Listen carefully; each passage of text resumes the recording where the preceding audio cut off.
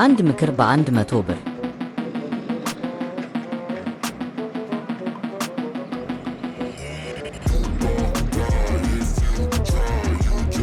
አንድ ምክር በ100 ብር።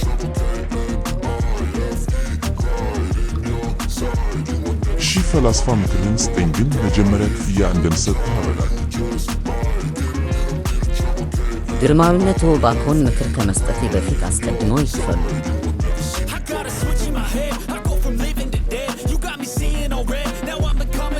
ጥሩ 100 ብር ይኸውና፣ አሁን ጥበብህን ንገረኝ።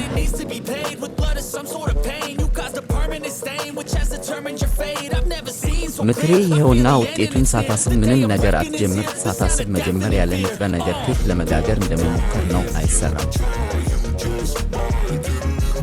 ያ በጣም ጥሩ ነው። ያንን ምክር በፍርድ ውስጥ እጠቀማለሁ። ስለከፈልኩበት ደስተኛ ነኝ። ግርማዊነቴ ግን አስታውስ፣ በእውነት ጥበበኛ ለመሆን ከፈለግህ ሁልጊዜ ሰዎችን ለጥበብህ ማስከፈልን አረጋግጥ። በዚህ መንገድ ዋጋ ያለው ነው ብለው ያስባሉ። እንዳስብ አድርገሃል። ይህን ጥበብ ጽፈህ ይፋዊ ሕግ አድርገው። አስቀድሜ ጽፈዋለሁ። ለዛ ግን ሌላ 100 ብር ያስፈልገኛል። ወደ ቤት መሄድ ትችላለህ።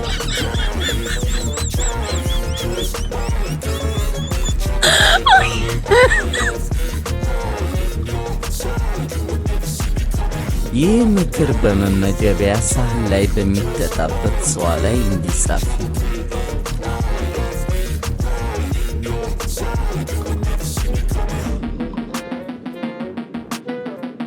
ለምን ንጉሡን በማስገደል የንጉሡን ንግሥና አንወርስም? ጥሩ ነው፣ ግን እንዴት እናስገድለዋለን?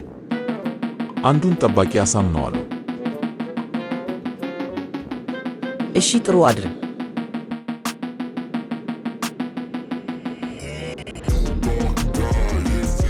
አንድ ትልቅ የሚጠቅም ነገር ልንገርህ።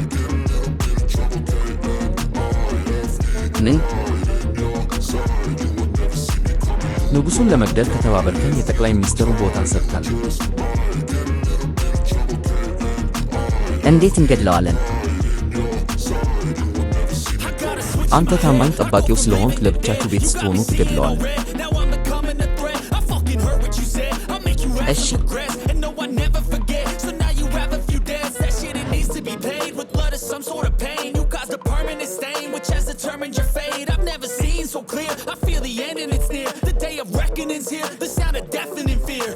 መጨረሻው ምን እንደሆነ ሳታስብ ማንኛውንም ነገር ለመጀመር አትሞክር።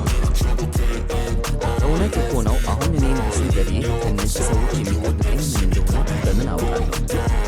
ንጉሡን የገደሉና ያስገደሉ ለእኔ ነፍስ ያልሆኑ እንደሆነ በምን አረጋግጣለሁ? መጨረሻው ምን እንደሆነ ሳታስብ ማንኛውንም ነገር ለመጀመር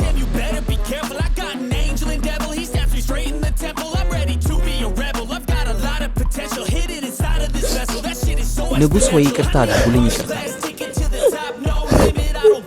ይቅርታ አደርግልካለሁ። እሺ ንገረኝ።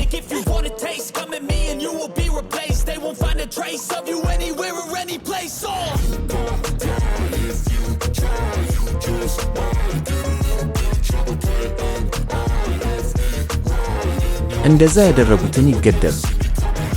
ይህን ምክር ግን በየአደባባዩ እና በየግለሰቡ ቤት ሳይቀር እንዲጻፍ አዋጅ። ይህ ምክር ነፍሴን ነው ያተረፈው።